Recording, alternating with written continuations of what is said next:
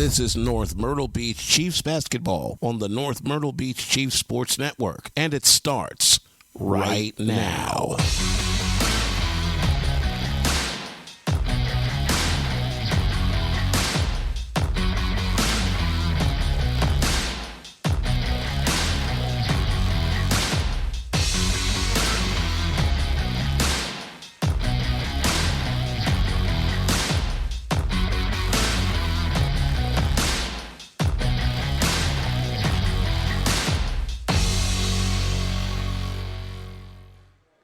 Hello and welcome to North Myrtle Beach Chiefs basketball here on the North Myrtle Beach Chiefs Sports Network. I'm Brandon Biscobing. I'll be here bringing you all the action, and joining me as usual is my broadcast partner Tyler Kerp. We are here coming from the other side of South Carolina for round one of the SCHSL playoffs as the North Myrtle Beach Chiefs get ready to take on the Hilton Head Island Seahawks here on Hilton Head Island.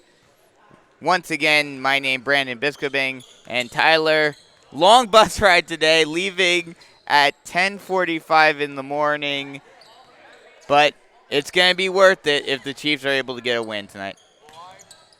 It's going to be very interesting to see. I don't know. What's the bus equivalent of jet lag? I guess bus lag? I don't know. But I'm surely hoping that that doesn't affect the Chiefs going on a long bus ride. Most definitely the longest this season. I mean, we've had a couple 2.5-hour trips to Darlington and Marlborough County, respectively. And Hartsville was the longest one at 2 hours. But not near. That's only half of how long this trip was. This was a 4-hour trip from one end of the state to the other, all the way down to the southern coast of South Carolina. North Myrtle Beach comes into this one ranked 23rd in South Carolina. They are the 3 seed tonight. They have a record of 18-5 with a region record of 5-5. They dropped out of the coaches poll a couple of weeks ago, did not get back into it after their 59-57 victory over Marlborough County to end region play and end the regular season. But they did get back into the Max Preps Quadruple A rankings at number 9. A couple of all-region players on this Chiefs team. Travis Collins was named to the first-team all-region team. Javi Marla was a second-team nominee. And Kaimani Knox made the third team. So big honors for them in the all-region. This Chiefs team last made the playoffs last year, losing to Colleton County on the road 61-51 in the first round. Lost to them on the road in 2018 as well. Their last home playoff game was in 2016 with a 55-48 loss to Lakewood. And their last playoff win was back in 2014, beating James Island at home 53-41. On Hilton Head's side, in spite of the fact that they are a number 2 seed and they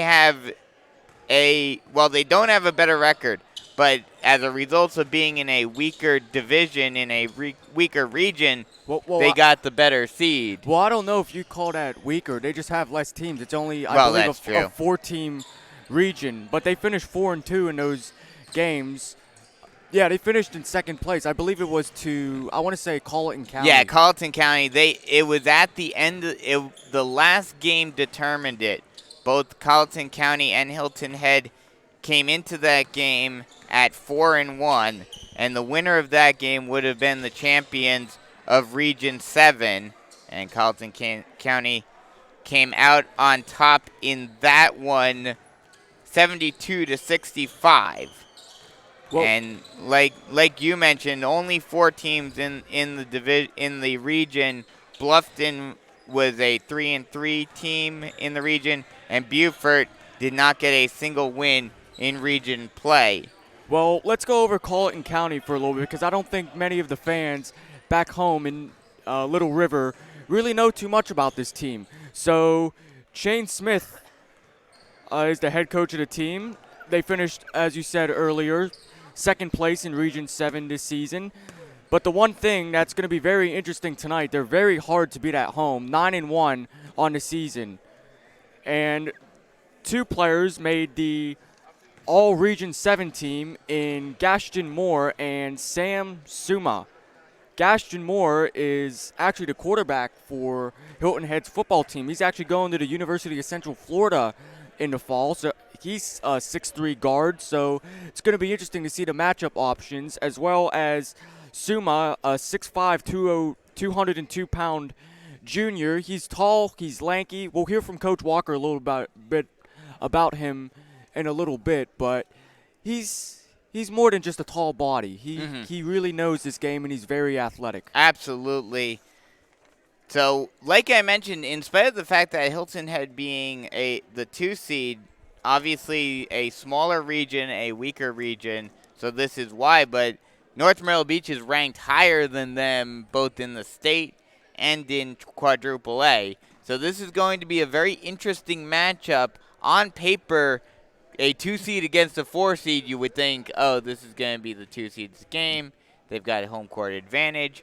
But in this one, North Myrtle Beach could very well come in this game and be able to beat Hilton Head Island. Hilton Head has not made the playoffs, did not make the playoffs last year. They lost to fellow Region 6 team Wilson in their last playoff game on the road in 2018, 81-55.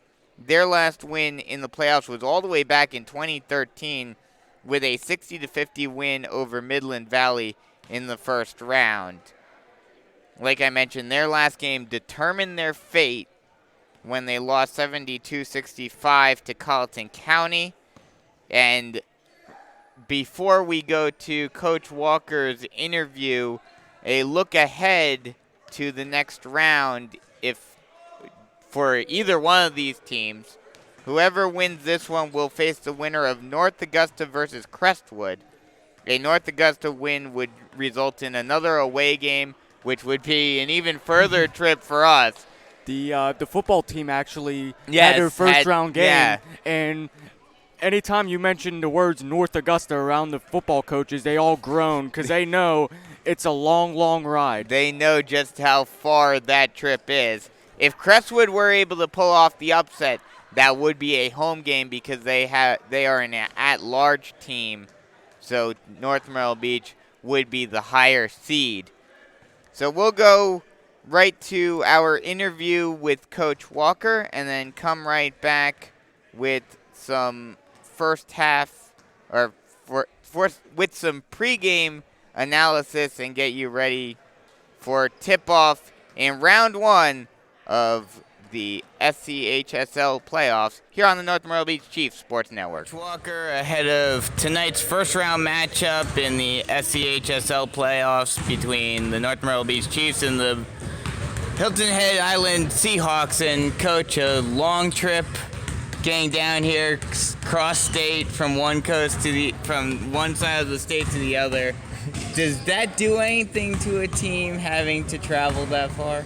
I don't think so. we got out, we were able to eat. Our region helps us out because, we've got 2-hour region trips built in there as well. So, road games are a chance to us kind of hopefully super focus and our guys, get mentally prepared and they got some extra rest. So I think we kind of made it a little bit of a family day. So I think they're loose and ready to go.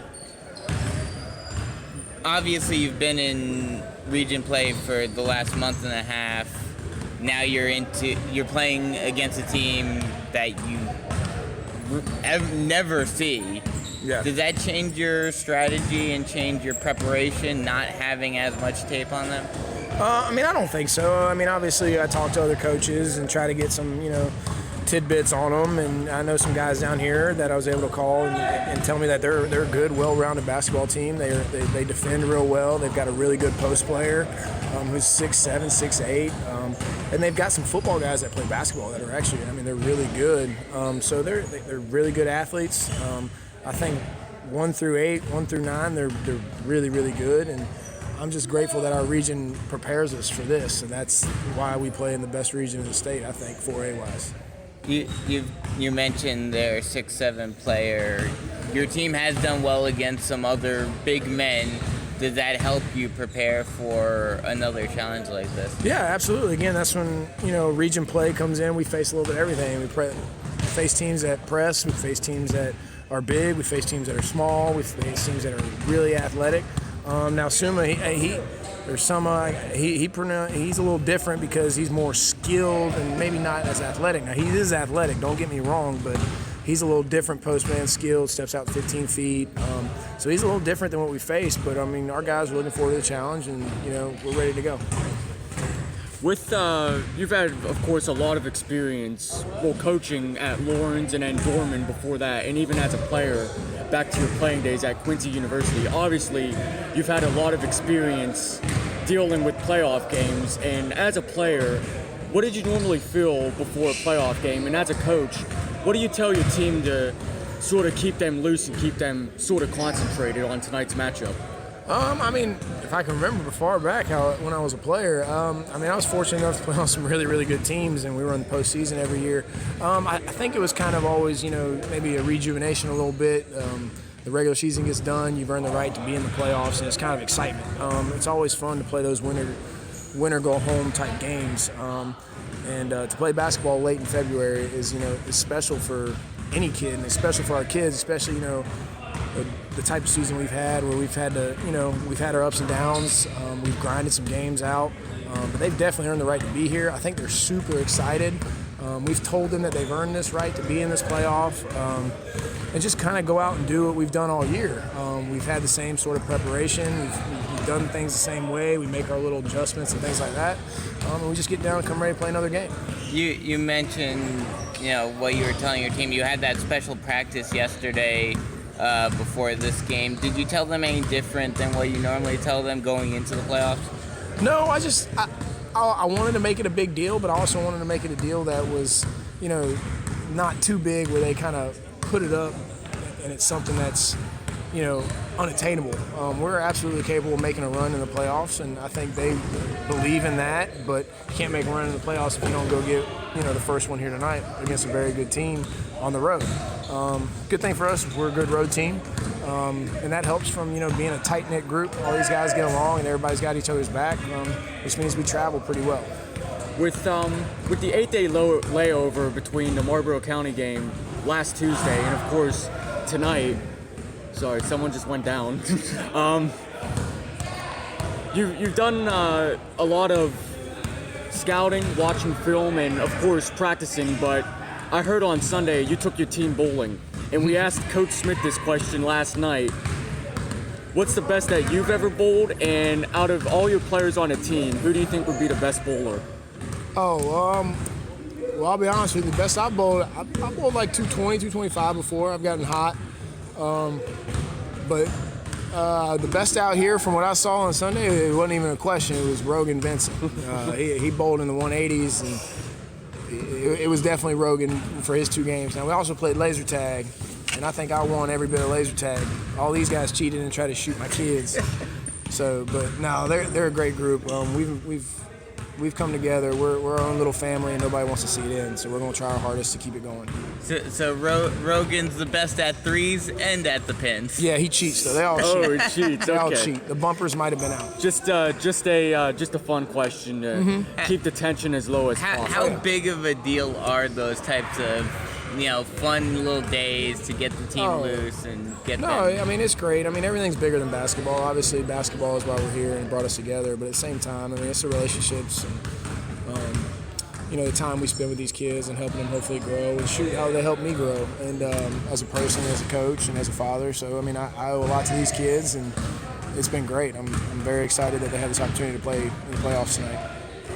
One final question for me. How proud of you are of the team as a whole this season, but specifically your 3 all-region players, Travis Collins, who was named first team as a senior, and then Kaimani Knox third team, and Javi Marlowe getting named to second team all-region. I'm extremely proud to get 3 guys on that all-region team, especially coming, like I said, we're in the best region of the state, where I think we could have placed a bunch of guys on a bunch of other teams as well, multiple teams in the region, not just us. So, I mean, I'm excited for them. Those individual awards are great. The fact is, if we don't have a good year, you probably don't get 3 guys on there. So it's a testament to us playing team basketball and I'm super excited for Travis as a senior to get that award. And I'll be honest with you, like those coaches unanimously elected Travis to be on that first team. So that's something, I told him that. So that's something pretty cool. And Javi and Kamani are both juniors, and something to build on for next year. And they got those guys coming back. So I'm excited for them. They earned it. Definitely earned it. Let's expand on that a little bit. Obviously, your first regular season has come to a close as Chiefs coach. How would you say your experiences has been at North Myrtle Beach thus far, and what do you feel like you could build on in the future? It's not over yet. So right, we got a game course. tonight, and hopefully keep it going. But so far, it's been great. That's one reason why I picked my family up and moved here, is for this opportunity and be part of the community. And it's been everything we thought it was and more. So I think one thing Chad just dunked it. So one thing we need to get better is obviously we need to get better, developing that youth program and building our grassroots up to help us, in long-term future situations. But I think we've done a pretty good job in year one. Obviously, we'll reevaluate when the season's over, hopefully in a couple weeks, and start getting ready for summer and fall. It's been a lot of fun covering you in your first season, and good luck tonight. I appreciate it. Thank you for everything. That was Coach Walker ahead of tonight's first-round matchup here at Hilton Head Island, and he brought up a lot of good points about keeping the team loose, but saying that this team definitely deserves to be here, which they do, Most definitely. especially after that upset victory at Marlboro County against the Bulldogs, as we are just about set to get the national anthem and the starting lineups and opening tip-off. So we'll take a quick break and come right back with starting lineups and opening tip-off for the first round of the SCHSL playoffs here on the North Myrtle Beach Chiefs Sports Network.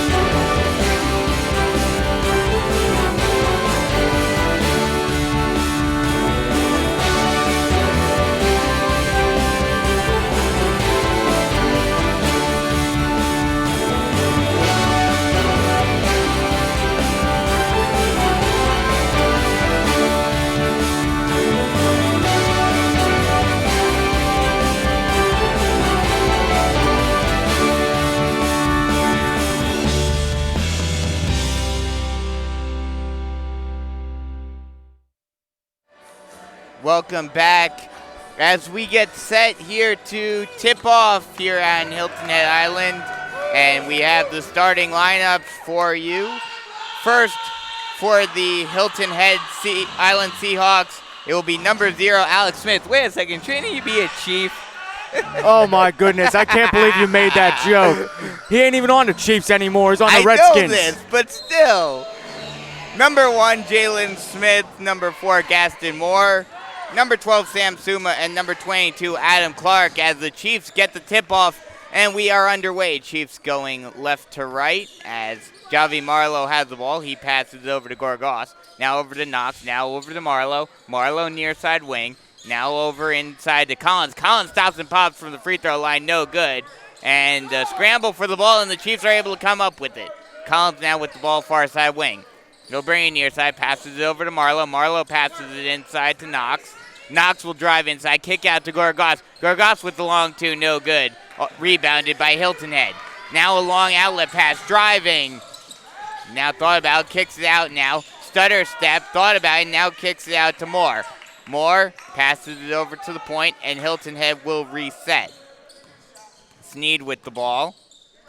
He'll pass it over, now hands it off to Moore. Moore drives baseline, now tries to pass it, now kicks it out. 3 rims out, rebounded by Gorgas. Marlowe brings the ball up now. A nice crossover, now kick out. Thought about taking a shot was Beasley. Now passes inside. Gorgas kicks out to Collins, who takes a 3 from the point. No good. Rebounded by Hilton Head. Moore now pushing it up. Now he has the far side wing. He'll pass it over to Sneed. Sneed at the point. Will call out a play. Now over to Moore. Moore far side wing. Moore stutter step. Now brings it near side. Now far side. Stops, now passes it all the way out to Clark. Clark tries to pass it inside, but it's stolen by Collins. Marlowe passes it inside, lay-in good by Beasley. Beasley with the first points of the game, and it's 2-0. Quick transition bucket for the Seahawks as Gaston Moore gets the first points on the board for the Seahawks, and it's now 2-2. Marlowe passes it over inside to Knox. Knox over to Marlowe. Marlowe kicks it out to Collins. Collins near side corner. Now brings it far side. Passes it over to Marlowe. Marlowe at the point. Passes it over to Gorgas. Now over to Knox. Now back over to Marlowe. Marlowe with the 3 from the near side wing. No good. And a long rebound goes to Hilton Head. Long outlet pass to Moore, but it's too far, and it will be Chiefs ball. Well, that's the second stop of possession at the 5:39 mark. Still a 2-2 game as Beasley and Moore exchanged buckets earlier. Starting lineup for the Chiefs is Travis Collins, Javi Marlowe, Kaimani Knox, Chad Beasley, and Cameron Gorgas. As Marlowe has the ball, passes it over to Knox. Knox hands it off to Beasley. Beasley at the point. He passes it far side over to Marlowe.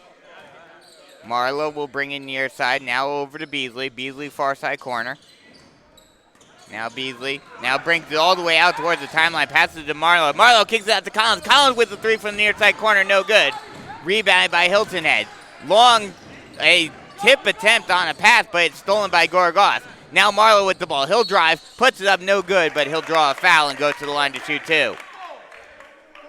Well, this game's been flying by. Yeah. It's been very fast-paced, but also not very efficient offensively, as there are only 4 points on the board with a little under 5 minutes left to go. And that Hilton Head foul was on Sneed as Marlowe goes to the line to shoot 2. Marlowe misses the first as Rogan Vincent is going to check in to give Travis Collins a break. So he misses the first shot. Now he will take his second one, and that one does go in, so it gives the Chiefs a 3-2 lead.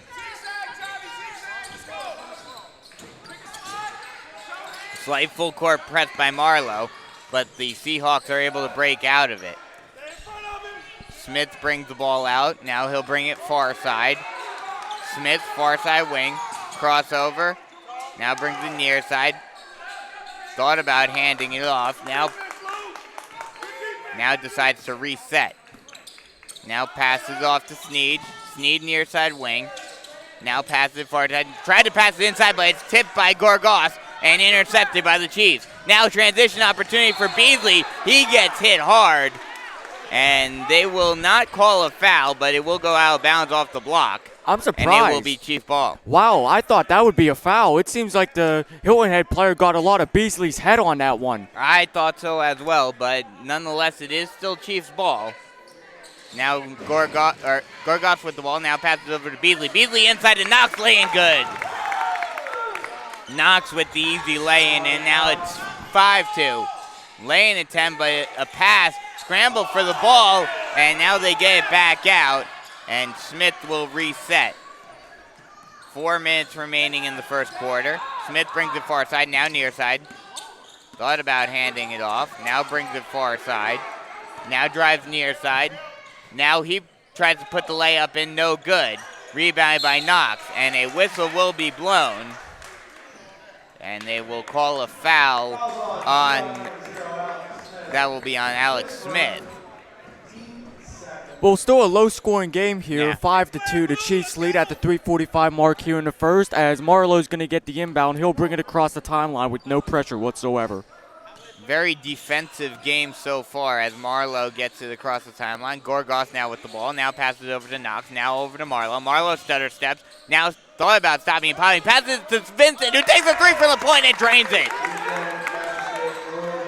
Rogan Vincent gets on the board. Now it's an 8-2 lead. Long outlet pass. Lane attempt no good. Rebounded by the Chiefs. Now Beasley pushing it up. Crossover. Drive. Lay in good. 10-2 Chiefs. Just over 3 minutes left to go in the first quarter. Now they're starting to turn it on. Yeah, absolutely. The Chiefs are turning on the gap, putting the pedal to the metal now on the offensive end. Sneed stops and pops from the far side wing, drains it. Oh, that was Gaston. Okay. Oh, excuse me, Gaston Moore. He has all 5 of Hilton Head's points tonight, thus far. Marlowe with the ball. Passes it far side wing to Knox. Knox passes to Gorgas. Now kicks it out to Beasley. Scramble for the ball. That ball will go out of bounds. They will say it went off of a Seahawk player. So it will remain Chief ball. Tyree Smith is going to check in for the Chiefs for Kaimani Knox. Tyree Smith has provided a lot of valuable minutes off the bench for the Chiefs this season, and he's going to be a really big factor here in the playoffs. Marlowe gets the inbound. He'll pass it to Gorgas. Gorgas passes it far side. Lay-in attempt off the drive is good. And that's Marlowe. Javi Marlowe with the lay-in, 12-5 now. As some substitutions will come in for both teams. Elijah Verine's going to check in, giving the Chiefs another guard on the floor as Chad Beasley's going to take a seat. And looks like Cameron Henley will check in. For Cameron Gorgas. So one Cam for another. So Coach Walker electing to sit both Gorgas and Knox at the same time. I don't think we've seen this much this season thus far. Chiefs deciding to play small ball here as Smith brings it up. Passes it over to Seelbach. Now back over to Sneed at the point. Now back over to Smith, far side wing. Smith brings it out towards the timeline. He'll drive far side, now brings it back out. And a whistle is blown. And they will call a walk. And it'll be Chief ball. Well, with a 7-point lead, the Chiefs are looking pretty good as it's 12-5 with a 1:55 remaining. It's going to be... Coach Walker's in the way. It'll be Vereen bringing it up. Vereen passes it over to Henley. Henley stutter steps. Now passes it inside to Smith, but he gets his shot rejected. And the Seahawks, slight full court press, but they are able to get it out as Seelbach brings it up. Seelbach stutter step, drives, and a whistle is blown. I don't believe the lane will count. No, it will not. So it will not be a shooting foul. So the Seahawks will inbound from the sideline. Tyree Smith will get charged with the foul. Whoa, the Long inbounds pass all the way out to the Seahawks' own perimeter. As Smith brings the ball back up, passes it over to Moore. Moore over to Clark. Clark stutter step crossover drive. Floater no good. Rebounded by Henley. Vereen, long outlet pass. Thought about shooting, now kicks it out across court. Now back out to Henley. Henley at the point, now hands it off to Vereen, and they're going to call a moving screen on Cameron Henley. And we're going the other way. Just over a minute left in the first quarter. 12-5, Chiefs in the lead. So only 2 team fouls apiece for each team, as Gaston Moore is going to take a seat for Hilton Head. A sub will come in. Very much of an offensive struggle thus far Yeah, here. very much a defensive battle, back and forth game. Neither team really getting much going. As Smith passes inside, lane attempt no good. Rebounded by the Chiefs. Now Marlowe drives, laying good. Coast to coast. That gives him And 5 a points on the steal. night.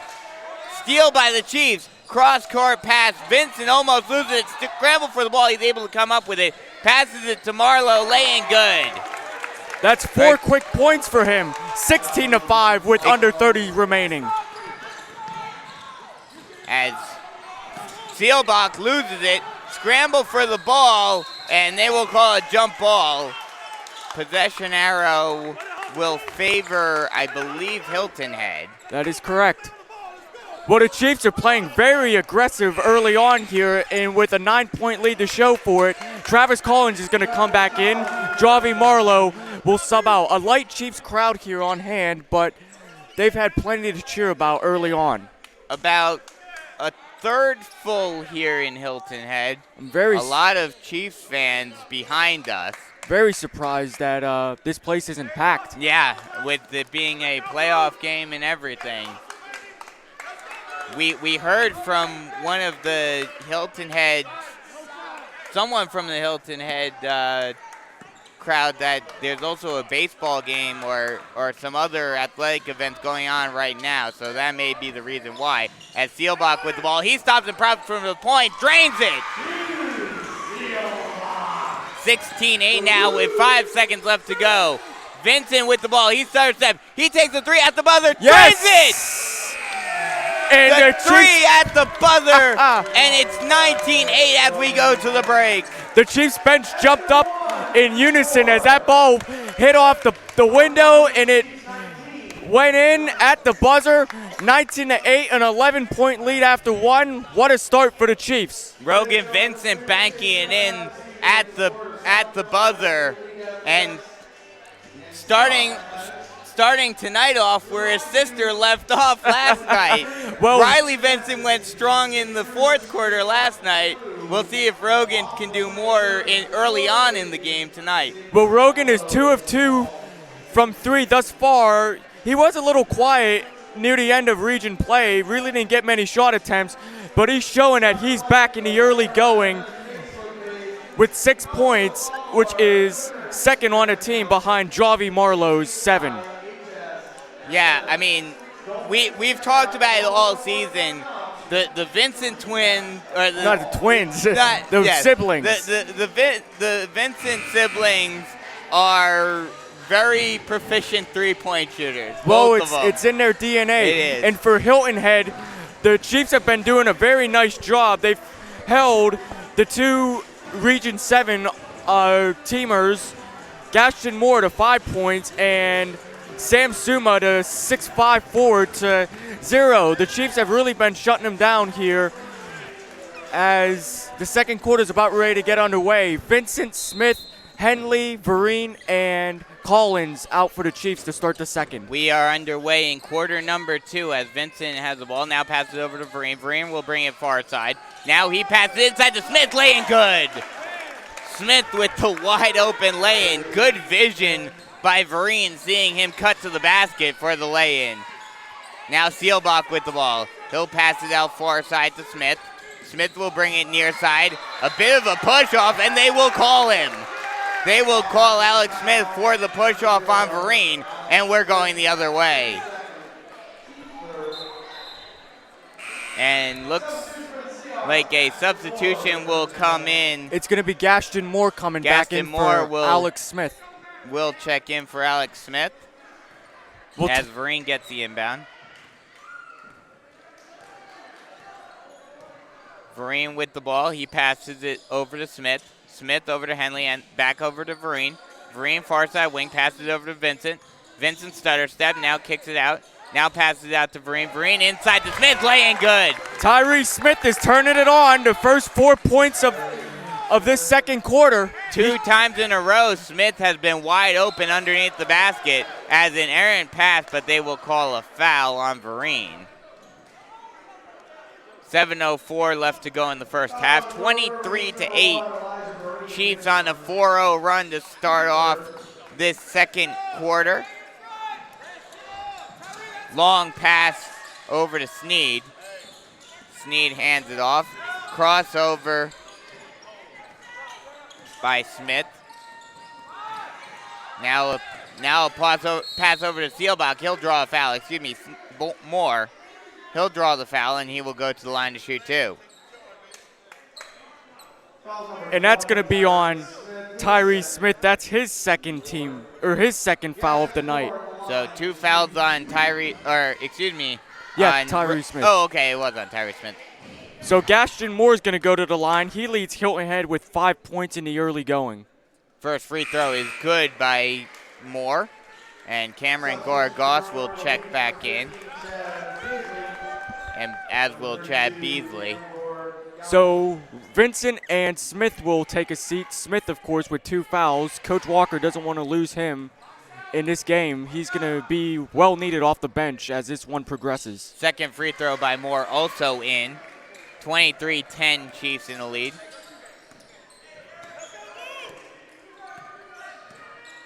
Vereen passes it over to Henley. Henley over to Gorgos, back over to Vereen, near side corner. Now over to Collins, who takes a 3 from the point, rims out. Offensive rebound by the Chiefs, and a whistle is blown, and a foul will be called on Hilton Head.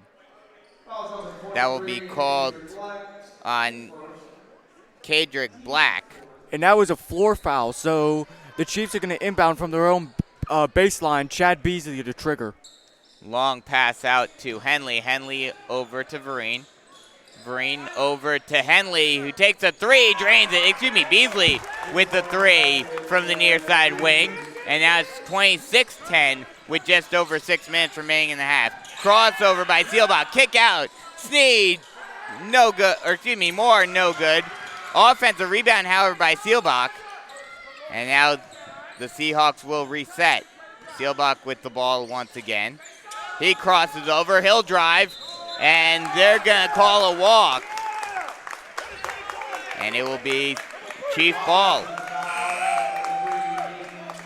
Now, actually, they'll call an offensive foul on Seelbach. I believe that was a charge.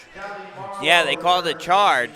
So Javi Marlowe is going to come back in. Elijah Vereen's going to take a rest at the 5:59 mark. The Chiefs with a comfortable 16-point lead at 26-10. And it looks like there's a wet spot on the floor, so they're going to get that cleaned up, and we're going to get back to action. And Hilton Head actually has not really gone into a press at all tonight. They're just going to let the Chiefs bring the ball up across the timeline. They're deciding to play a half-court defense as Marlowe brings it over the timeline. He'll bring it far side, now brings it back out. Passes over to Collins. Collins had an open look for a second, but decided against it. Passes over to Beasley. Beasley crossover, drive, kick out over to Collins.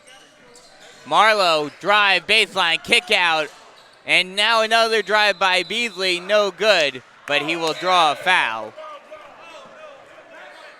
Oh no, they're going to call that a jump ball, I guess? Because it's Hilton Head ball. They're inbounding. So either they called an offensive foul or they called it a jump ball. I believe it was a jump ball. But either way, Seelbach now bringing the ball up over the timeline. Passes it over to Moore. Moore near side wing. Stutter step. He'll drive, now kick out. Stutter step by Black. He'll drive, now another kick out. Now over to Moore. Moore with a 3, no good, but he gets his own offensive rebound. And he's able to reset. Now Black with the ball. He'll drive baseline. Now a kick out, and they will blow a whistle. I believe it's going to be a foul on the Chiefs. They'll call a foul Yes, they will. They'll call a foul on Travis Collins. So each team at 5 team fouls apiece as Hilton Head, Seelbach is going to trigger the inbounds play on their own baseline. So Seelbach to inbound it. He gets it over to Moore. Moore passes it over to the point. And it's stolen by Beasley. Beasley goes coast to coast, but he gets his shot rejected. But it looks like they may call a foul. But a nice job by Moore getting back on transition defense and stopping the easy lay-in. Well, Beasley got hit hard again by did. Moore, and as Beasley got up, he kind of gave Moore a look. He thinks that was a little unnecessary, but Beasley's going to go to the line to shoot 2. The Chiefs, as of this moment, are 1 or 2 from the line. Marlowe, the only player. Moore, considering his other sport, is a very tall quarterback, apparently. Well, 6'3", I mean, that's pretty good size. He is going to UCF next year as a quarterback, so a very good athlete for Hilton Head. As the first free throw by Beasley is up and good. 27-10, Chiefs lead by 17. And the Chiefs are now in the bonus for the rest of this half. Just under 5 minutes left to go. Second free throw, good as well. 28-10, and Chiefs are on a 9-2 run in this quarter. Now Seelbach with the ball. He'll bring it far side. Now almost gets it stolen. He'll drive baseline. Lay-in attempt is no good. Rebounded by the Chiefs. Marlowe brings it up over the timeline. He crosses over. Stop and pop. Long 2, no good. And a scramble for the ball. A foul is called on the Chiefs. That foul will be called on Collins. That's his second. Rogan Vincent's going to come into the game, and Cam Henley is going to check out. He's played quite a bit here to start the second quarter as it's at the 4:30 mark, 28-10, Chiefs lead. Moore brings it over the timeline, passes it over to Seelbach. He'll drive. Lay-in attempt is good. That was actually Moore who got the pass back, and he gets the lay-in. 28-12 with 4 minutes remaining. Marlowe passes it over to Gorgas. Gorgas loses it. It's stolen. Look at Beasley getting back. Crossover. Transition. Basket is good. They will call it good and a foul. As Beasley tried to draw the charge, but no dice. Coach Walker's discussing with Beasley, why didn't he try and take the charge? That was Jalen Sneed who made the basket, and he'll go to the line to shoot the end one. Well, he's the third Hilton Head player to get on the board as Gaston Moore leads them with 9 and Seelbach has 3. The end one is no good off back iron, and the Chiefs will get the rebound. Now Collins with the ball. He'll stop and pop from the short corner. No good. Offensive rebound, however, by the Chiefs. Lay-in attempt, no good. A 3, no good. And now the Seahawks are able to get the ball back. Long outlet pass to Moore. Passes it inside. Lay-in, no good. Scramble for the ball. Offensive rebound. Lay-in, also no good. And a whistle finally is blown. And a foul. Foul will be called on Sneed. So it will be Chiefs ball. Well, it's 28-14 now. Chiefs still leading at the 3:31 mark here, left in the first half. And they're going to call that a defensive foul on Sneed, and that puts the Chiefs in the bonus, so that'll send Travis Collins to the line for a 1-and-1. And Coach Walker's going to switch out bigs as Cam Gorgas is going to come out and Kaimani Knox is going to check in. Trying to keep both of his bigs fresh for the long haul, as the first free throw by Collins is up and no good off front iron and rebounded by the Seahawks. Now Moore thought about driving. Seelbach now with the ball. He starts steps. He'll drive, lay in attempt, good. Now Marlowe with the ball. He'll pass it out to Vincent. Vincent passes it inside. Collins now kicks it out. Now Marlowe. Marlowe up and under, good. Oh, that was a pass inside to Kaimani Knox. Yeah, he passed it inside to Kaimani Knox. So Knox with the lay-in. And now Seelbach tried to drive. A whistle is blown. And he will draw a foul. So he will go to the line for a 1-and-1. That'll be a foul on Marlowe. That's his first. And it's going to be Seelbach going to the line. As Elijah Vereen is going to come in. Just under 3 minutes left in the first half. 30-16, Chiefs in the lead. Hilton Head tonight is 2 of 3 from the line. Very small sample size, but at a 66% clip. First free throw, no good off front iron and off of the backboard. And Vereen gets the rebound. He crosses over. He'll stutter, step, and drive. Now a kick out to Vincent. Vincent with the three from the far side corner, no good. Offensive rebound, however, by Vereen. He'll kick it out to Vincent. Thought about taking another three, but now hands it off to Vereen. Now kicks it out to Marlowe. Marlowe will drive, gets it up, and good. Looked at it first like he was going to get his shot rejected, but was able to get under the block attempt and put the lay-in in. Now Clark drives. He stops and pops from the short corner, no good. Scramble for the ball, and Beasley is able to come up with it. Beasley passes it over to Vincent. Vincent stutter step, spin move. Kicks it out to Vereen. Vereen over to Beasley. Beasley will drive. Kick out to Vereen again. Vereen drives. He tries to put one up, no good, but they get it back. Back out to Vereen. Vereen with the three, no good. Scramble for the ball. Offensive rebound.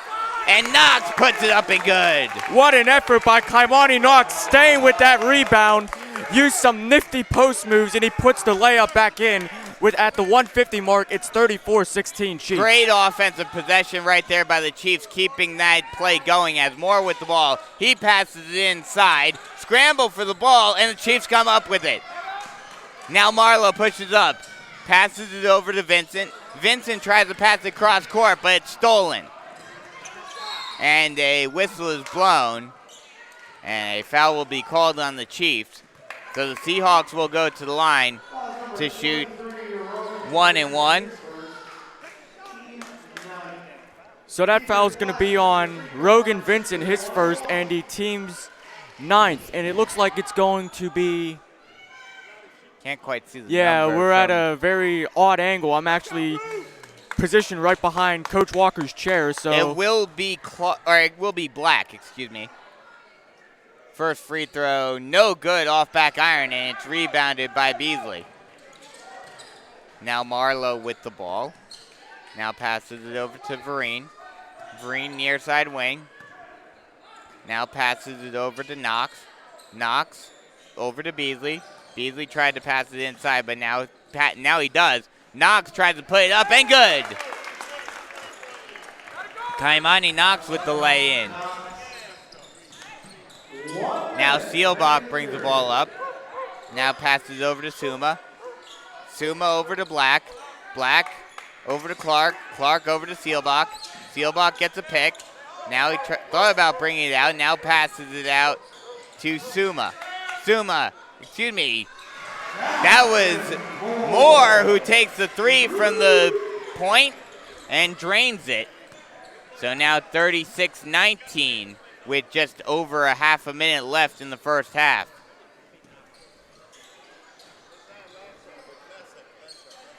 Now the Chiefs with the ball. Passes it over far side wing.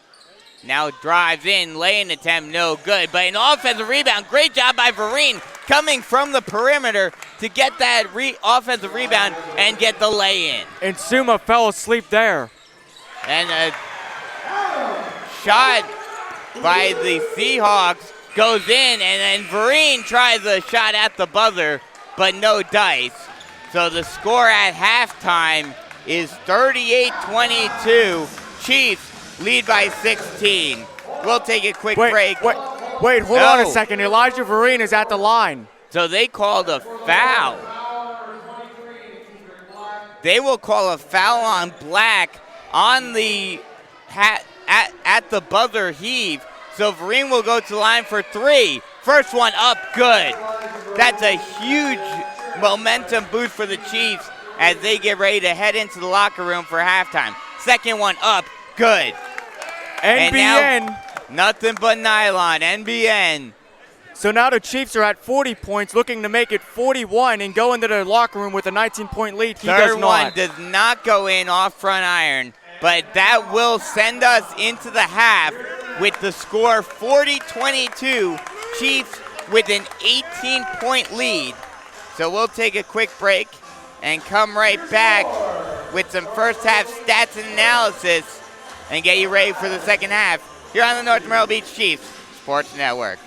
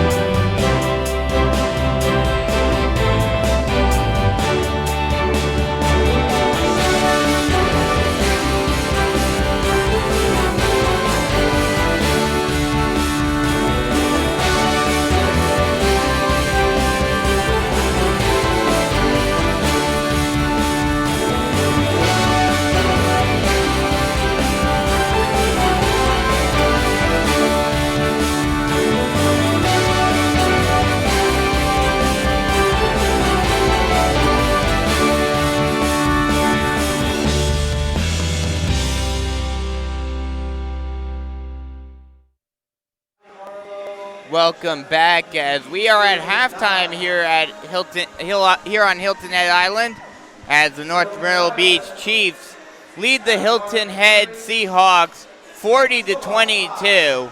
And we kind of talked about it in the pregame show, but this was one of those games that on paper, just looking at the seeds, you would think, oh, this is going to be a game that may be tough for the Chiefs. It's going to be a game that they're definitely going to have to fight to win. But in reality, with how the regions are, the Chiefs have honestly had the tougher road to get here, and they're showing why Region 6 is much more powerful and much more competitive than Region 7 is. Well, let's think about it this way.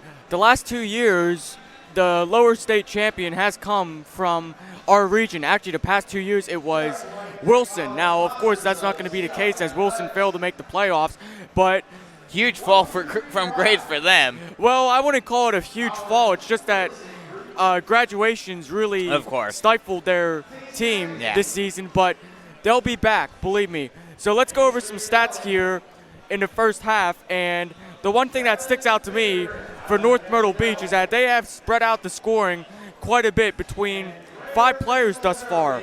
And Elijah Vereen has 1 point. Travis Collins has 2 points. He hasn't made a field goal, but he's 2 of 4 from the line. Javi Marlowe having a very underrated night with 9 points, 4 field goals, and 1 of 2 from the line. Kaimani Knox, he had a great game against Marlborough County last Tuesday, 20 points and 7 rebounds. a very underrated night, which really was put on focus late in that one. And early on here, he's showing that he deserved to make third team. He really earned that selection. He has 8 points, and he's been a force under the boards so far tonight. Chad Beasley, he has 9 points, 2 field goals, 2 of 2 from the line, and he had some range that we really haven't seen since non-region play. I don't think he's really hit a 3 with as much ease as he hit the 1 here tonight since non-region play. And Tyree Smith, who's been great off the bench for Coach Walker this season, really shown his athleticism and very high motor. He's going to be great for this team next year. But not just that, but also showing his court vision, seeing those open lanes, and getting himself into position for easy lanes. Well, he's making those lanes, and that's crucial. He has 4 points thus far, and there's actually another player, Rogan Vincent, who has 6 points on 2 3-pointers. So he and Beasley have the 3 3-point makes for North Myrtle Beach at this point. And with 40 points on the board at the half, they're looking pretty good offensively. Yeah, I mean, they're playing great offensively. Like you mentioned, it's spreading out the floor, getting everyone involved. And we've talked about it throughout the season. This team doesn't have that one core superstar. This is a team. This is a real team that everyone has their role. Well, everyone plays their role, and as long as everyone plays their role, this team can go far. And let's go over some stats for Hilton Head. They have an 18-point deficit at halftime, only scoring 22 points. So the Chiefs' defense, very interesting. They didn't even go into a zone or even a full-court press, and their man-to-man defense was stifling for the Seahawks in the first half. Which is pretty crazy because, real quick, the Seahawks, now granted, like we talked about, a weaker schedule, weaker division, region opponents, but they have been averaging more points than the Chiefs have. Seahawks have averaged 56.59 points per game as compared to the Chiefs' 56.35. So this is really showing how much better the Chiefs are tonight than the Seahawks have been. Well, Jalen Sneed has 2 points for the Seahawks thus far. Dean Seelbach has 5, and he's 0 of 1 from the line. The main one, Gaston Moore, he's a great athlete. Of course, as we said multiple times on the broadcast, going to UCF to play quarterback next year. He's leading Hilton Head with some quick math, 12 points thus far. He's the only Seahawk in double digits. And Adam Clark, has 1 3-pointer. Hilton Head at the line is 2 of 5 thus far. A small sample size, but you got to make the freebies. Oh, yes. That's something we've been mentioning about the Chiefs more so this season than any of their opponents. As we get underway in the third quarter, Marlowe with the ball. Chiefs going right to left. Now Marlowe stops and pops from the point. 3, no good. Offensive rebound, but no dice as well as Zuma comes up with it this time. Smith drives coast to coast. Lay in, good. Rims in. 40-24, Chiefs lead. Smith gets his first basket of the night, and he gets the first basket of the second half, credited to Hilton Head. Marlowe passes over to Knox. Knox over to Gorgos. Now back over to Marlowe. Marlowe over to Beasley. Beasley stop and pop from the point. No good off back iron. Long rebound. Marlowe is able to come up with it. Hands it off to Gorgos. Gorgos with the long 2. No good. Another offensive rebound for the Chiefs. And they kick it out. And they steal now by Seelbach. Now a steal back by Marlowe. Scramble for the ball, and Smith's able to come up with it. Seelbach lay in, no good. And it will go out of bounds. No, they're going to call foul over the back. They'll call an over the back. On, I believe it's Suma. Yeah. Yes, it will. No, it'll be on Jalen Sneed. So he gets tagged with his third foul early here. and he's going to check out. So Shane Brown doesn't want to lose him, as he'll be crucial in the comeback effort for Hilton Head. So Chiefs get the ball with a minute coming off the clock. 7 minutes remaining in the third quarter. 40-24 in Chiefs in the lead. And a whistle is blown. Not sure what the whistle is for. But the Chiefs will now inbound from the sideline. That's strange. I That don't know was what that very was strange. about. Maybe the clock didn't start or something. I'm not sure. As Marlowe now with the ball at the point. Passes it over to Beasley. Now passes it inside. Lay-in attempt, no good. Offensive rebound, however, but it's stolen now. Seelbach with the ball. He'll kick it inside. Smith with the lay-in, good. Now Hilton Head is starting to turn it on here early. They have the first 4 points at the half. They need to turn it on if they want to get back into this game. As Marlowe brings it up over the timeline, he gets a pick. He'll bring it near side. Now passes it over to Knox. Knox over to Collins. Collins far side wing. Stutter step, thought about it. Now brings it far side. Now hands it off to Knox. Gorgos now with the ball. Hands it off to Beasley. Beasley drives, kick out to Collins. Collins with the three from the near side corner, no good. Rebounded by Seelbach. Long outlet pass. Driving, lay-in attempt, no good. But Moore will draw a foul. And he will go to the line to shoot two. That will be called on Javi Marlowe. That's his second of the night. Just under 6 remaining in the third quarter. As I said in the halftime, Hilton Head is 2 of 5 from the line. Now 3 of 6. They are at 500 once more. And Moore is 3 of 3. He has all 3 makes. Well, I don't know why I said that. Of course he has all 3 makes, duh. He has 13 points in this one. Second free throw is good.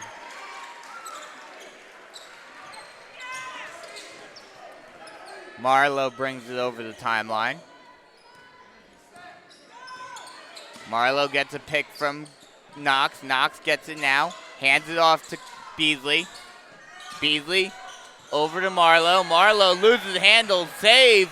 But Marlowe able to come up with it again. Drives baseline and layup good. And that was a crucial possession for the Chiefs Long to get a outlet basket. pass to Smith. He tries to drive. Lane attempt no good. Scramble for the ball. And the Chiefs come up with it. Long outlet pass. Beasley, stutter step, now passes it inside. Now Gorgos kicks it out. Marlowe will drive. Now passes it inside. Knox with the lay-in. No good. Offensive rebound. No good again. Vincent's able to come up with it. Vincent kicks it out, but it's stolen. Seelbach drives, coast to coast, lay-in good. He went from Hilton Head all the way up to North Myrtle Beach for the lay-in. And he was doing it at a fast pace. Now it's a 12-point game, 42-30 at the 4:53 mark. Marlowe brings it across the timeline. Marlowe passes it to Gorgos. Gorgos over to Knox. Knox back over to Marlowe. Marlowe over to Beasley. Beasley with the three from the point, drains it. That's the Chiefs' second points of the quarter. Second basket of the quarter. Yeah, second. Yes, that's what I meant. Yeah. Seelbach with the ball. Now passes inside and almost stolen. Now a 2 is good by Zuma. That's his first basket of the night. He's been relatively quiet to this point. Marlowe now with the ball. He'll pass it over to Collins. Collins over to Gorgos. Gorgos. Now Beasley drives. And he gets stripped. Now Moore drives. Lane attempt no good. Vincent almost got the rebound, but now a foul will be called. We'll see who the foul is called on. It's going to be on Moore. That will be called on Moore. That's his second. Just under 4 minutes left to go in the third quarter. 45-32, Chiefs lead by 13. Tyree Smith is going to come back in to provide some more minutes off the bench as Cam Gorgos is going to take a breather on the bench. Marlowe to bring the ball up over the timeline. Marlowe passes it over to Knox. Knox near side wing, passes it over to Smith. Smith over to Beasley. Beasley brings it far side, passes it over, now over to Marlowe. Marlowe loses it. Stolen by the Seahawks. Now Seelbach. Seahawks almost lost the handle, but he's able to recover. They called a double and they dribble. called a double dribble on him. Lucky break for the Chiefs as we're going the other way with just over 3.5 left to go in the third quarter. 45-32. Chiefs lead by 13. Well, Rogan Vincent is now into the game for the Chiefs. Marlowe brings the ball up over the timeline. Passes over to Smith. Smith over to Knox. Knox back over to Marlowe. Marlowe stops and pops from the short wing. No good. Offensive rebound, however, by the Chiefs. They will reset. Vincent now. Stutter step. Drive. Stop and pop floater. No good. Offensive rebound again. Chiefs no good again. Tyree Smith. And this time, Tyree Smith finally puts it up and in. That's his 6th point of the night. Now Smith drives. Hands it off. Clark with the ball. Now Seelbach gets the ball. He gets a pick, hands it off to Clark. Clark will bring it far side. Now he'll drive. Floater, good. 47-34. Marlowe now with the ball. Marlowe will slow the pace down a little bit, brings it near side, passes it over to Vincent, now back over to Marlowe. Marlowe over to Beasley, far side wing. Beasley will drive. He'll go all the way down the lane, no good, but Knox gets the rebound and now passes it out to Marlowe. Marlowe kicks it out to Vincent. Vincent with a three from the near side corner, and he drains it.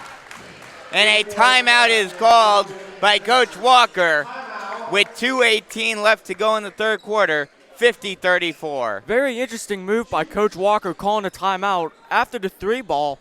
You think that the momentum is starting to shift back. We've talked about that before, where it seems like that happens a lot with Coach Walker. Maybe it's a situation where he doesn't want the team to get too amped up. Right, you don't want to become too sloppy. You don't want to. Yeah, you don't want to get too amped up, too hyped up to where then you play sloppy. That's the only thing I could think of as to why he may do that.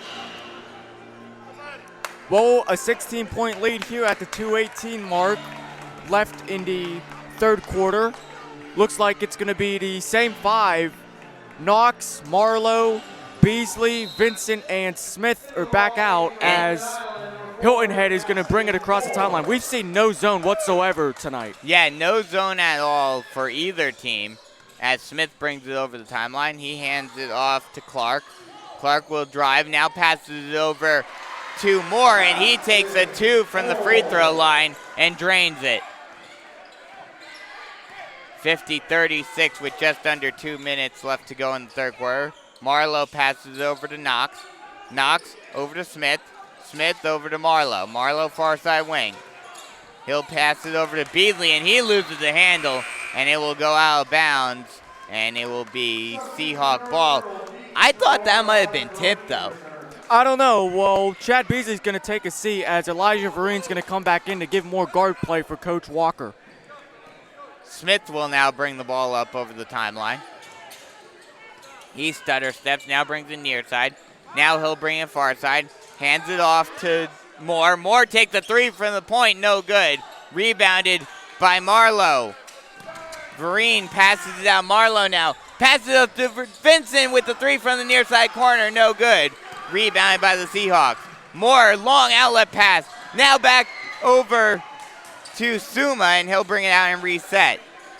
Now stutter step, drive, Clark, lay-in attempt, no good. Rebounded by the Chiefs. Marlowe will now drive. Or excuse me, Vereen will drive. Kick out to Vincent with the 3, and he drains it. Coaches were in the way a little bit. Couldn't see if it went in or not. But he does drain it as an pass inside, almost stolen. But the Seahawks are able to recover. Now a floater by Suma is good from the far side elbow. And it's now 53-38 with 30 seconds left to go in the third quarter. Vereen with the ball. He'll pass it over to Knox, near side wing. He'll pass it inside. And a whistle will be blown. And that's going to be a shooting foul. It looks like that's going to be on. Foul will be called on Clark. And they will call it in the act of shooting. So Kaimani Knox will go to the line to shoot 2. Knox has yet to see the line tonight, but the Chiefs are 5 of 8 thus far. First free throw, no good off back iron. 53-38 with 22 seconds left to go. Cam Henley's going to check in for Rogan Vincent, who's had a very nice night. He's had four three balls thus far for the 5'7" guard. He had a couple of three-pointers in this quarter, as that second free throw is no good, but Smith is able to come up with the offensive rebound. Marlowe now with the ball. He passes it over to Vereen. Vereen at the point. He'll bring it out. He'll drive far side. He'll drive, tries to kick it inside, but a whistle is blown. It went off a Chief player. We're going the other way. So it will be Seahawk ball with 5.4 seconds to go in the third quarter. Cam Gorgas is going to check in for Kaimani Knox, who's going to take a seat here. Smith will bring it up quickly. He'll try to put up a shot at the buzzer, and he makes it. He gets the lay-in at the buzzer. So we go into the timeout with the score 53-40 as we head to the final quarter. And the Chiefs bench immediately, as soon as that ball went down, they're saying he walked. And they may have a case. It sure looked like he was getting a little out of control there, Alex Smith, on that last shot. But it doesn't matter. He might have been a little out of control, but it was one of those NBA-type plays. Oh, yeah, just get it and get it in the bucket.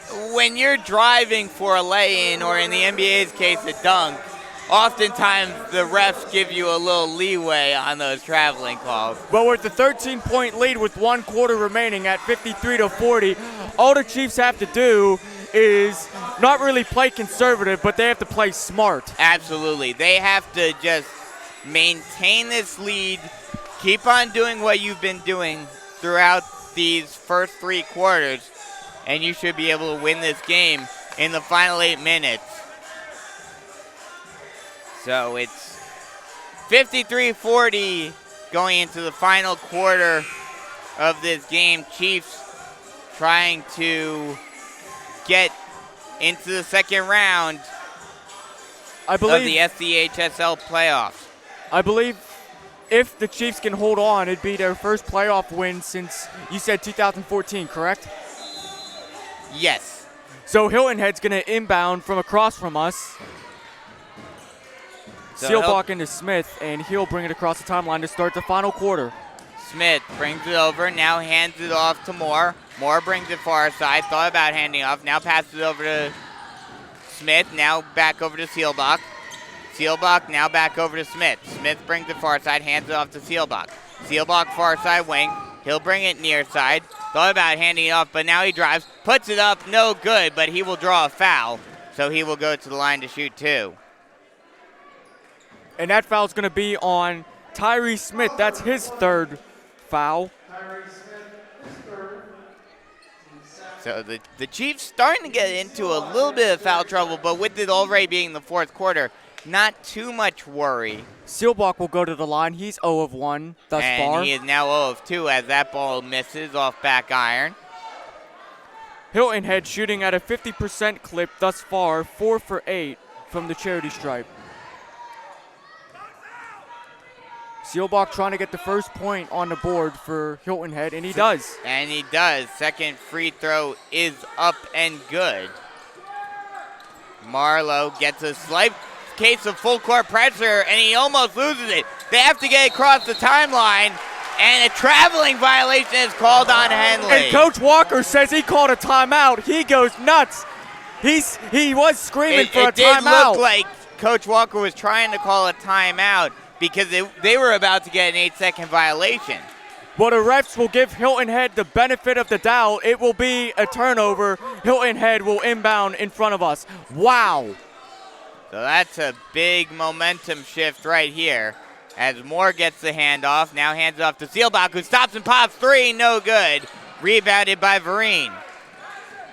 Vereen now brings it up. Slight full court press again, but this time he is able to get it over the timeline. Now brings it far side.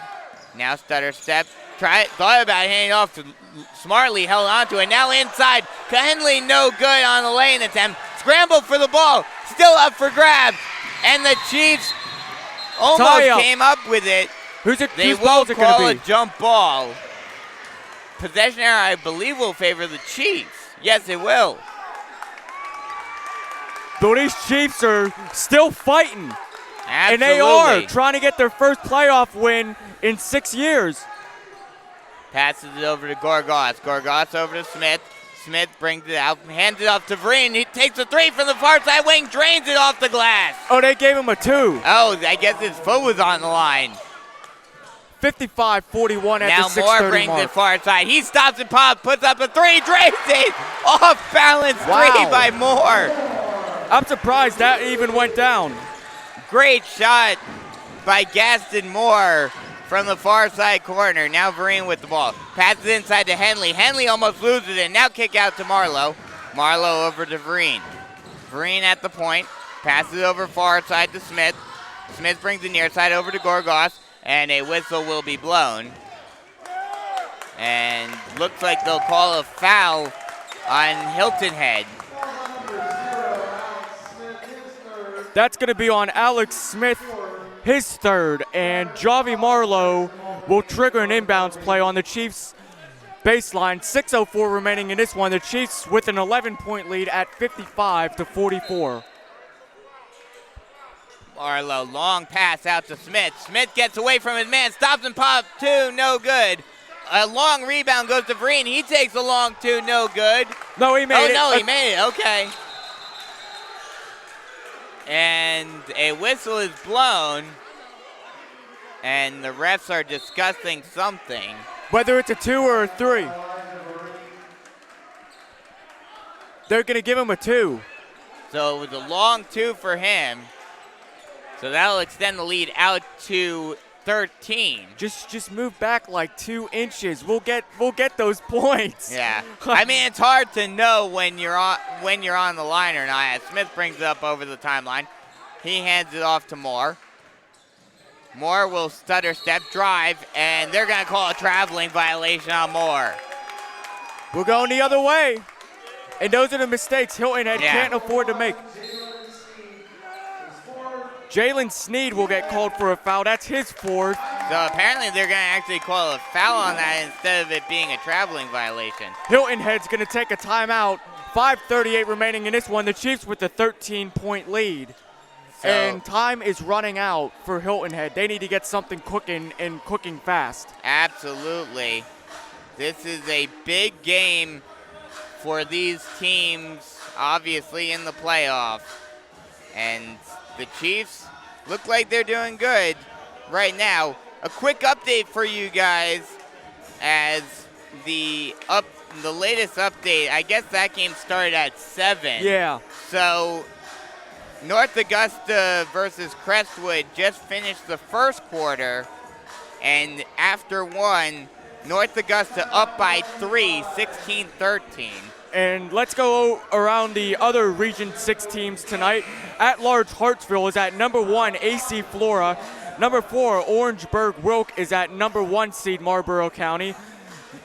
Number 4, Darlington will be at number 3, Brooklyn Casey. And number 4, Midland Valley will be at number 2, Myrtle Beach. Those are the games around the region in the first round of the playoffs tonight.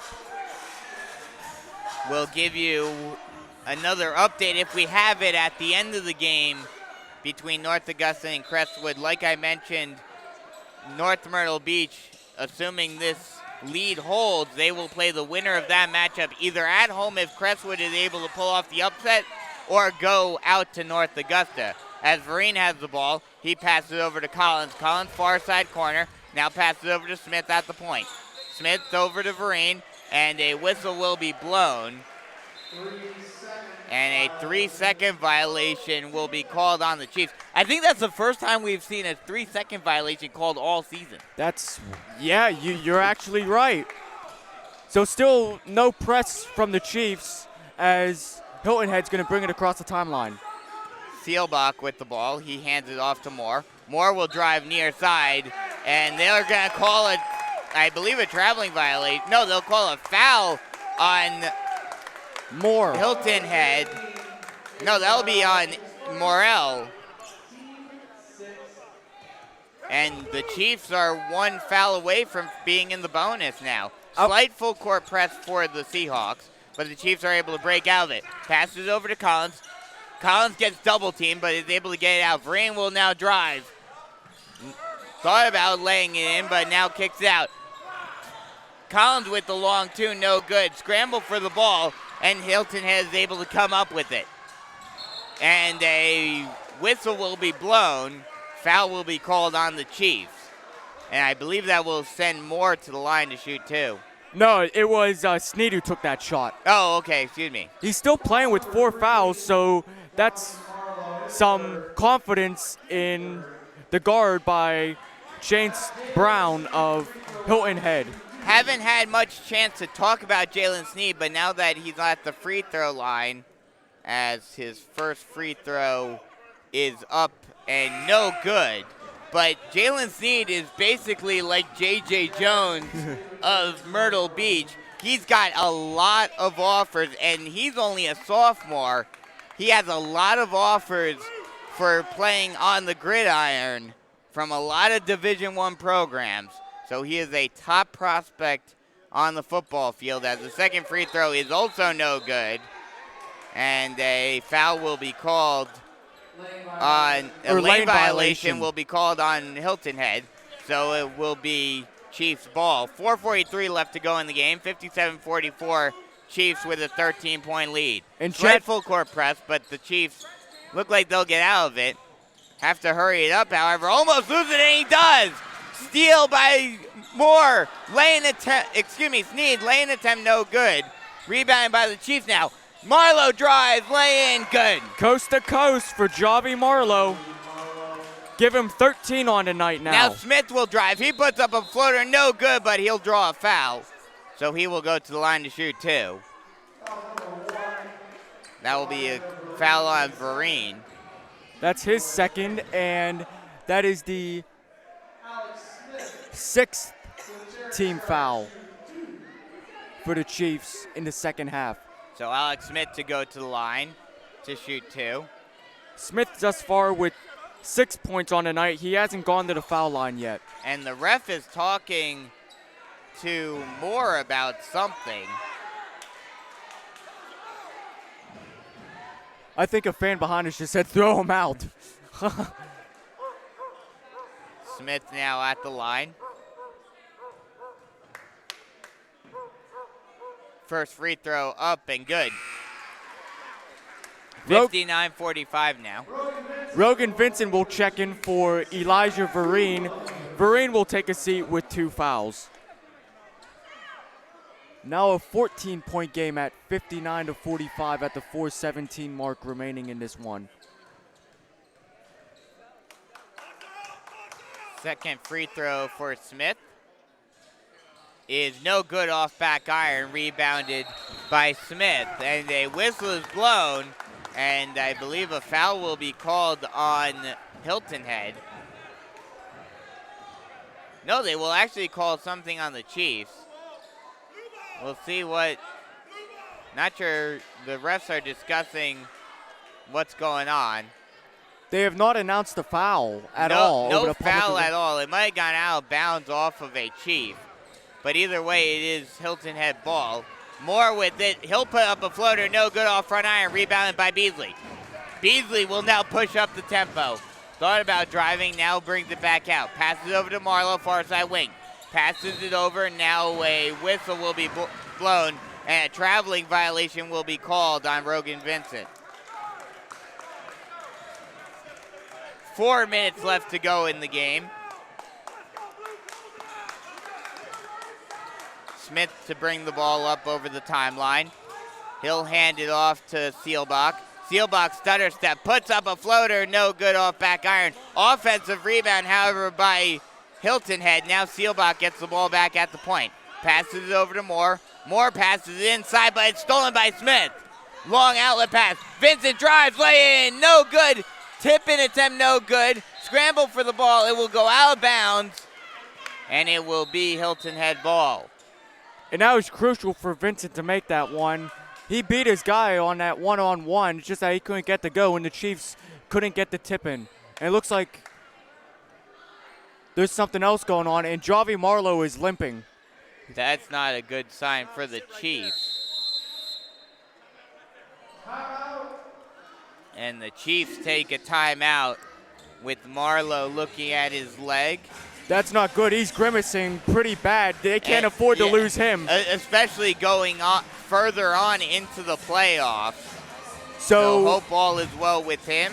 Well, North Myrtle Beach is going to call a timeout here at the 3:32 mark and with a 14-point lead to reconverse and think of something else and think of the substitution who's going to take Javi's spot. Well, one player we haven't seen yet all night that we could potentially see is Malik Livingston. Well, here's another one we haven't seen, Jordan Duchette. That is also true. Well, it looks like sitting on the bench, it looks like it's going to be Gorgos coming in as Marlowe walks behind the Chiefs bench. He's still grabbing at his knee. We surely hope that he'll be okay. Yes, absolutely. Chiefs definitely need his production on the court going forward in the playoffs. So it will be Vereen, Gorgos, Vincent, Smith, and Beasley out on the floor coming out of the timeout. Coach Walker probably telling him to slow it down and not get too sloppy with the ball. Smith to bring the ball up over the timeline. Now he brings the near side, hands it off to Seelbach, now hands it off to Moore. Moore at the point, he'll drive far side, kicks it inside, now kicks it out to Seelbach. Seelbach stutter step, he'll drive baseline, now still trying to do something with it, passes it inside, up and under, lay-in attempt by Suma, no good, and a whistle will be blown, and a foul will be called on the Chiefs. That's going to be on Elijah Vereen, his third. That's the third Chiefs player to have 3 fouls. That'll be the 5th foul for the Chiefs as a team. And they're, okay, I thought at first it looked like someone was going to the free throw line, but it will not be called on a shooting foul. So Seelbach will inbound on their baseline. Seelbach looking for a pass, running out of time, and now he finally gets it out and gets the ball right back. He'll drive, now puts up an awkward shot. Offensive rebound, however, and a foul will be called on the Chiefs. And this time it will be a shooting foul, so Sam Suma will go to the line to shoot 2. And that foul is going to be on Cameron Gorgos, his first. Suma with 4 points tonight, been fairly quiet. The Chiefs have really held him at this point. First free throw is good. 59-46 now. Chiefs with a 13-point lead with just under 3 minutes left as Javi Marlowe checks back in. So that's a very good sign for the Chiefs as he's able to come back in. And Rogan Vincent's going to check out, but that's crucial for Marlowe to be okay. And it looks like he's well enough to finish out this one. Suma's second free throw, good. Nothing but nylon. Slight full court press by Hilton Head. Now trying to put the pressure on a little bit more, but they get it out to Vereen. Vereen now with the, tried to pass it inside, and Henley drives and Beasley lays it in. Now Smith will drive coast to coast, laying attempt no good. Scramble for the ball, and the Chiefs come up with it. Smith passes out to Vereen. Vereen drives, puts up a shot, lay in good. 63-47 at 2.5 minutes left. Now pushing it out, now kicks it out. Smith now kicks it out, now passes it. Thought about taking a shot, now passes it over to Moore. Moore with the 3, no good. Rebound by Gorgos. Passes it over to Vereen now. Vereen crossover, long pass over to Gorgos. Gorgos thought about, Seahawks thought about a double team. Now they pass it over to Vereen. Vereen almost gets it stolen, but a foul will be called on Sneed. And I believe that's his 5th. So he will be done for the night. So Jalen Sneed fouls out, the big football guy here at Hilton Head. He'll foul out with 2 points as Elijah Vereen is going to go to the line. Yes, that foul puts the Chiefs in the bonus. So Vereen will go to the line to shoot the 1-and-1.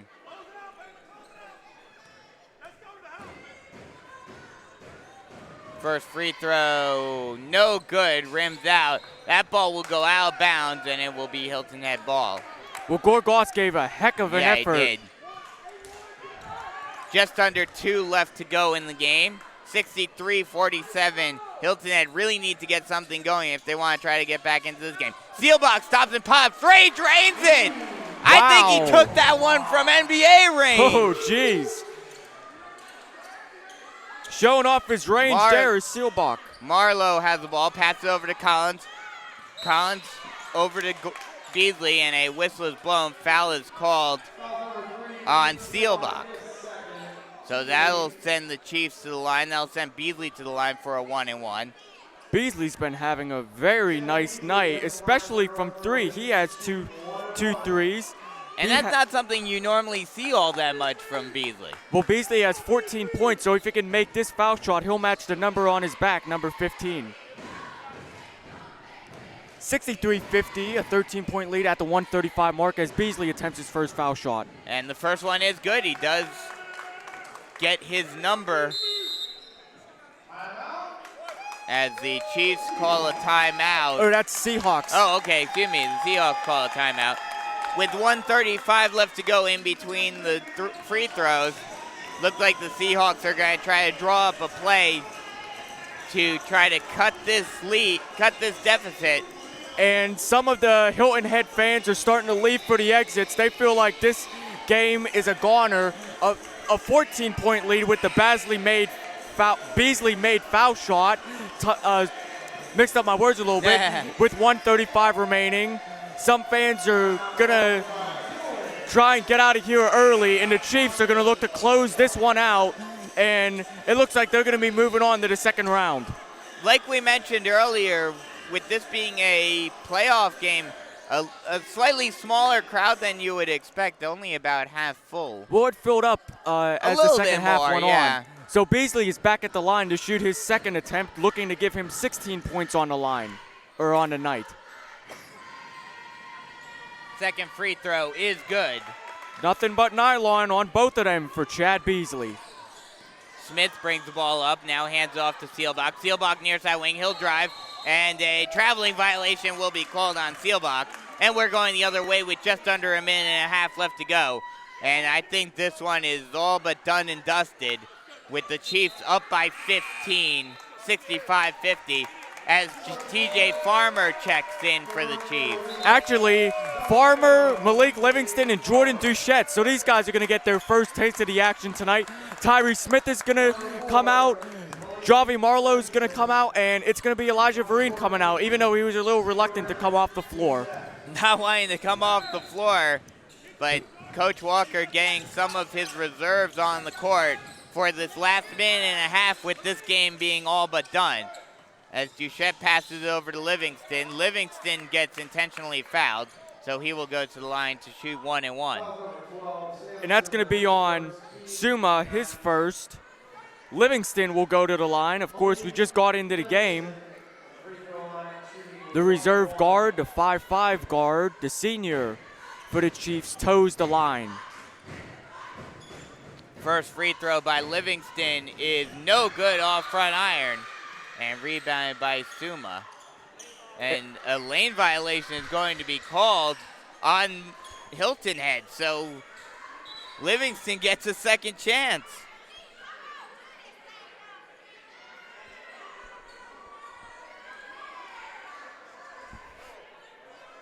Looks like there's a little confusion for the refs.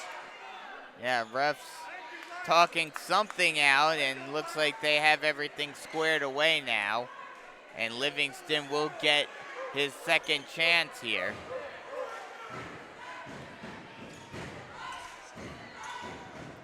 The 1-and-1 goes, no dice off back iron, but TJ Farmer comes up with the offensive rebound. And another intentional foul. So this time TJ Farmer will go to the line to shoot a 1-and-1. And Luke Rice is going to come in. It's been a while since we've seen the 6'4", 240-pound forward. He's getting a few Luke calls from the stands as Farmer will go to the line. And excuse me, that was actually the Seahawks' 10th foul. So it will be 2 shots for Farmer. first free throw is up and good. 66-50. Chiefs lead by 16 with 1:17 left to go in the game. Now it's 70-50. Clark bringing it far side, tries to pass it inside, now does, pass, now a kick out, now an inside pass, lay-in attempt, no good. But they will draw the foul. That will be Trayvon Frazier who will draw the foul. Going to be on Luke Rice. But back to that last possession, Livingston missed a layup opportunity, but the Chiefs bench was saying that Clark grabbed the rim. They were trying to get a goaltending call there. As the first free throw is up and good for Frazier. He gets a big roar from Hilton Head's faithful. I guess this is their last chance to cheer for the season as that second free throw goes off front iron and misses, and it will go out of bounds. It will be Chief ball. 23.4 seconds remaining. And you can expect that the Chiefs are just going to run out the clock here. Yeah. We'll see if the Seahawks decide to foul. Livingston brings it far side, passes it over to Rice, who takes the three and drains it.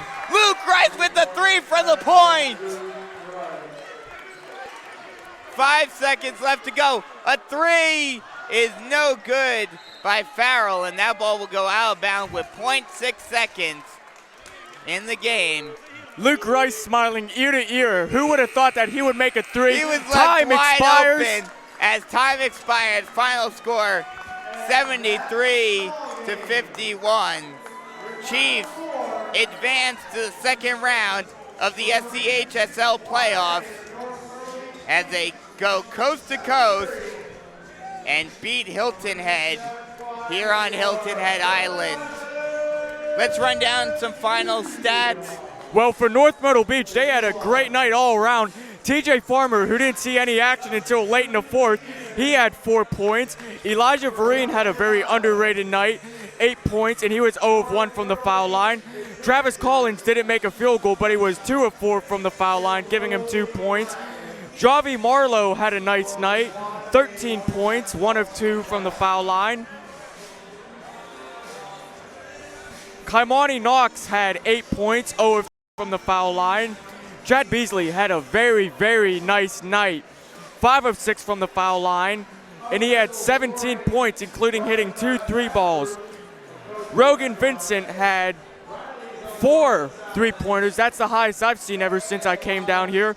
And Luke Rice, the last person you think would hit a 3, drained it from the top of the key and got a fist bump from Mr. Gore Goss. He's pumped about the win. Anyways, Luke Rice made one from the top of the key, a 3, and as he made it, he kind of did a bow and arrow like Fernando Rodney would, pointed it at the Chiefs bench, and that gives them a very nice offensive showing overall, 73 points. They actually beat the girls, scoring 70 yesterday. And for Hilton Head, for the Seahawks, Alex Smith had 7 points, 1 of 2 from the line. Jalen Sneed had 2 points. Dean Selbach had, I gotta do some quick math, looks like 11 points, 2 field goals, 2 3-pointers, and 1 of 3 from the line. Gaston Moore, he had a very, very nice night.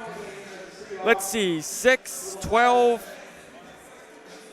hold on, sorry. 6, 15, 19 points. He was 1 shy of 20, including going 4 of 4 from the foul line, 3 2-point field goals, and 3 3-pointers. Trayvon Frazier got in at the tail end of this one, 1 of 2 from the foul line, giving him 1 point. Sam Suma, the 6'5 junior forward, he was pretty quiet in the first half, but he got it going a little bit. He finished with 6 points, 2 field goals, and 2 of 2 from the foul line. And Adam Clark had 5 points, 1 2-point field goal, and 1 3-pointer. So overall, a very nice and a very comfortable win for the Chiefs. They got out with a very comfortable lead early, and they never looked back. Absolutely. And so with this win, the Chiefs will face either North Augusta or Crestwood. And I have an update for you guys. At the half, North Augusta leads Crestwood 37-27. So if that holds, the Chiefs will travel coast to coast for 3 straight games as they head out to North Augusta. But be sure to stay tuned on Twitter as we will update you once we find out what's exactly going on. Once that game goes final, where we are going. I will more than likely, no official confirmation yet, but more than likely I will be flying solo tomorrow night as the girls basically come right back here. We go home just for me to turn right back around and come out here as the girls face off against Bluffton tomorrow evening. So be sure to tune in for that. And then the boys will face the winner of North Augusta Crestwood on Saturday. So lots of playoff action for you guys here on the North Myrtle Beach Chiefs Sports Network. So once again, the final score here, the North Myrtle Beach Chiefs beat the Hilton Head Island Seahawks 73-51, and they advance to the second round of the SCHSL playoffs. Be sure to tune in tomorrow night as the Chiefs girls take on the Bluffton. Trying to think of their name, huh? Yeah. At Bluffton. We'll just go with that. At Bluffton, we come all the way back down here. So for Tyler Kerr, I'm Brandon Bisping saying so long, and we'll talk to you guys tomorrow. Good night, everyone.